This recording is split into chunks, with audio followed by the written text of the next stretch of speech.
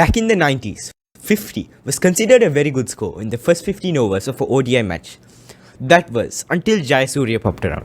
So what did Jayasuriya do that was so different to the other batsmen at that time? It all started when Arjuna Ranatunga, who was the captain at that time, made the strange decision of putting Jayasuriya, who debuted as a left-arm spinner and only purpose in the batting lineup was as a pinch hitter, all the way to the top of the order. This strange decision ended up being one of the best decisions made by Ranatunga, as Jayasuriya would later go on to score over 13,000 runs in ODI cricket, making him the fourth highest in history. But that's not the important part. You see, when Jayasuriya was moved to the top of the order by Ranatunga, he was given the license to attack. And while at first he would often end up losing his wicket due to his aggressive approach, Ranatunga did not give up on him. In fact, he then decided to experiment even further. With Mahanama being a generally old-fashioned batsman with a low strike rate, he decided to move Kaluwitharana, who was again used in the lower middle order for big hits, to the top of the order. And as Arjuna himself said, there's nothing really to distinguish him as a potentially gifted opener. In fact, it was sort of the same for Sanath. Those days, it was thought of that openers should be mostly defensive players that don't need to hit sixes and all that, especially in the first 15 overs. But Ranatunga had other plans. He told Sanath and Kalu to go out there and bat with the aim of scoring over 100 runs in the first 15 overs. And Jayasuriya took that very seriously, often destroying his opponents and giving Sri Lanka a huge head start. And this brave decision led to one of the most destructive openers of the time, Sanath Jayasuriya. That's better. He's cut that nicely. That's more like Sanath Jayasuriya. Now you might be wondering, how could he and Kalu possibly meet the demands of Ranatunga and score over 120 runs in the first 15 overs, while most teams were happy with 50?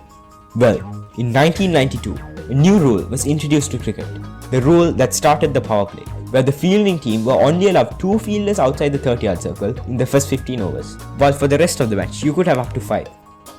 Jayasuriya, as you might have guessed, took great advantage of these rules and began taking on the bowlers and lofting the ball over the 30-yard circle. With his natural talent of being able to get under the ball, he was able to do this with quite some ease. Despite this rule having existed for almost 2 years before Jayasuriya came in, most openers did not take advantage of it like he did. In fact, if you look back at the openers of the 80s and 90s, you will realize that most of them had a strike rate less than 75, while Jayasuriya was striking at over 92. It was a change in mindset by Jayasuriya and Ranatunga that changed the goal of the first 15 overs from keeping your wicket to scoring runs. It was Jayasuriya that started the current modern era of attacking openers. You see, Jayasuriya was decades ahead of his time. He was batting like Johnny Bairstow in the 90s. And while by modern day standards his aggressiveness might not be that impressive, for his time, especially as an opener, it was game changing.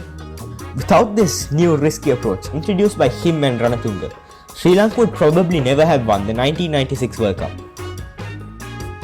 So, from being introduced to the team as a left-arm spinner, he ended up playing over 445 matches for Sri Lanka and got the title as their all-time highest run scorer, with a decent average of 35.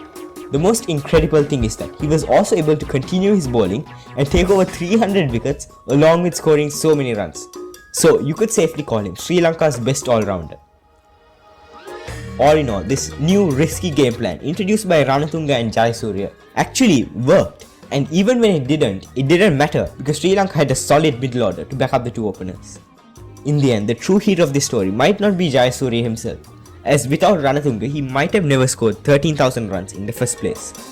But that doesn't make it any less of an achievement. If you enjoyed this video, please consider subscribing as we will upload many more videos like this in the future.